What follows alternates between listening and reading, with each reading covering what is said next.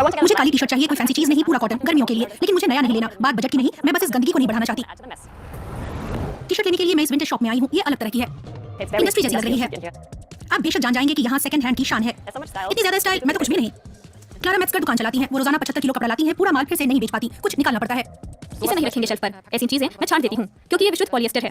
Primark और शीन के बाजार में आने से ये चीजें बढ़ गई हैं। इस माल को उठाकर लगता है ये तो कचरे के सिवा कुछ नहीं। ये समस्या सिर्फ क्लारा की नहीं, लिस रिकेट्स का फाउंडेशन हर हफ्ते घाना के तटों से कपड़ों का 20 टन कूड़ा उठाता है। फैशन कचरे का संकट ओवर प्रोडक्शन को रोके बगैर हल नहीं होगा। अध्ययन बताते हैं कि 10 से 30% कपड़े न तो बिकते हैं न पहने जाते हैं। भले ही रिसाइक्लिंग जैसी चीजों में हम बेहतर हुए हैं, लेकिन ये काफी नहीं, क्योंकि हम और ज्यादा माल पैदा कर रहे हैं। अपने लिए जो भी कपड़ा हम हासिल करते हैं और उसे प्रोसेस करते हैं, उससे बड़े पैमाने पर प्रदूषण होता है। 2 से 10% ग्रीन हाउस गैसें निकलती हैं, पूरी दुनिया में उड़ रहे विमानों और तैरते जहाजों से भी ज्यादा। लेकिन एक उम्मीद है, 2030 तक हम इन उत्सर्जनों को 16% तक कम कर सकते हैं, पहले से मौजूद कपड़ों को रीसेल कर या उनकी मरम्मत करके। अच्छी बात यह है कि काफी लोग अब रीसेल में दिलचस्पी लेने लगे हैं। क्लारा की दुकान 2018 में खुली थी, पूरे जर्मनी में उसी ब्रांड की 12 दुकानें और खुल गई हैं, और सिर्फ वही नहीं, समूचा उद्योग बढ़ रहा है। एशिया, यूरोप और उत्तरी अमेरिका में भी यही हो रहा है। 2024 में नील की कंपनी को पता चला कि दुनिया का सेकंड हैंड बाजार $227 अरब का हो गया था। एप्पल की प्रोडक्ट सेल से ये थोड़ा ही कम है, लेकिन इसे उसी दायरे में रखा जा सकता है। तो आप देखिए, ये वाकई एक बड़ी संख्या है।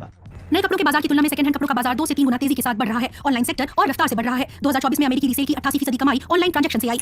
मुझे स्टोर में एक ब्लैक टी शर्ट मिल गई, ये मस्त है, लेकिन मेरे बजट से ऊपर है। चलो ऑनलाइन देखते हैं। सबकी पसंदीदा ब्लैक टीज के लिए ऑनलाइन में तो बेशुमार ऑफर है। मैं ईबे या विंटेज जैसे प्लेटफॉर्म पर जाकर सीधे दूसरे कस्टमर से खरीद सकती हूँ, या फिर सेल्फी या थ्रेडअप में देख सकती हूँ।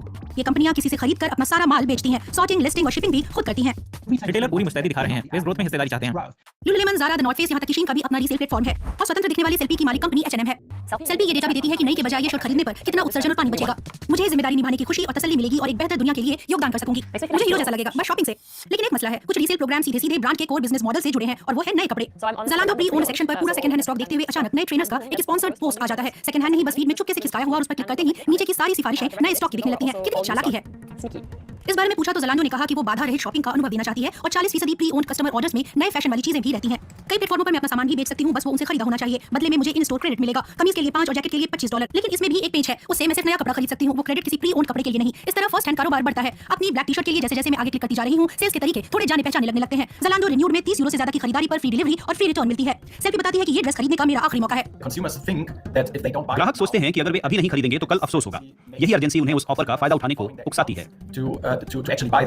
उपभोक्ताओं को सामान खरीदने के लिए उकसाने के और भी बहुत से तरीके हैं। रीसेल के इस तरीके के बारे में हमने इन कंपनियों से पूछा तो सेल्फी ने कहा कि वो समझती है कि ऐसे लुभावने ऑफर लोगों को जरूरत से ज्यादा खरीदने की आदत की ओर ले जा सकते हैं, लेकिन मूल अंतर ये है कि उपभोग किस चीज का हो रहा है। सेल्फी से बिकने वाली हर चीज पहले से सर्कुलेशन में है। सवाल है कि क्या मैं सेकंड हैंड चीज को वाकई ओवर कंज्यूम कर सकती हूँ। जानने के लिए मामले की तह तक पहुंचना होगा। थोड़ा धीरज रखिए। ये अध्ययन हमारे पहनावे के पर्यावरण प्रभावों की गणना करता है, और बता दूं कि इससे फर्क नहीं पड़ता कि आपने नया कपड़ा खरीदा है या सेकंड हैंड। बात यह है कि आप कितना ज्यादा उसे पहनते हैं। 3 खरीदारों को देखते हैं। बिली ये शर्ट 80 बार पहनता है, रॉबिन 40 बार, किम केवल 10 बार पहनकर हटा देती है। नई टी शर्ट खरीदने वाले हर व्यक्ति के उत्सर्जन को ये बार आंकते हैं। अगर उन्होंने सेकंड हैंड खरीदा है तो बार से कुड़ेंगे, लेकिन शून्य पर नहीं आएंगे।